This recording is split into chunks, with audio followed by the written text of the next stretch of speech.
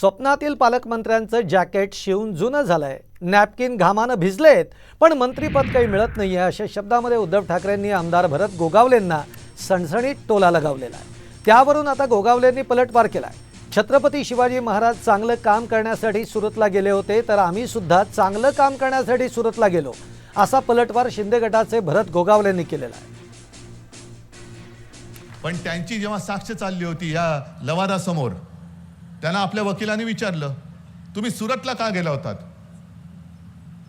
आता सुरतला का गेलो तर काय उत्तर दिलं त्यांनी माहिती आहे तुम्हाला? आलं, छत्रपती शिवाजी महाराज सुद्धा सुरतला गेले होते। अरे नालायक माणसा, छत्रपती शिवाजी महाराजांचं नाव घ्यायची तुझी लायकी नाही। बरं, आमचे छत्रपती शिवाजी महाराज सुरतला गेले होते, ते स्वराज्यासाठी आणि इंग्रजांची वखार लुटायला गेले होते, आणि हे सुरतला गेले, हे महाराष्ट्र लुटणाऱ्याच्या पायी घालीन लोटांगण करायला गेले होते। हा फरक आहे मोठा। सुरतला शिवाजी महाराज गेले होते, हे कुठल्या गोष्टीसाठी गेले काय हे सगळ्यांना इतिहास ज्ञात आहे।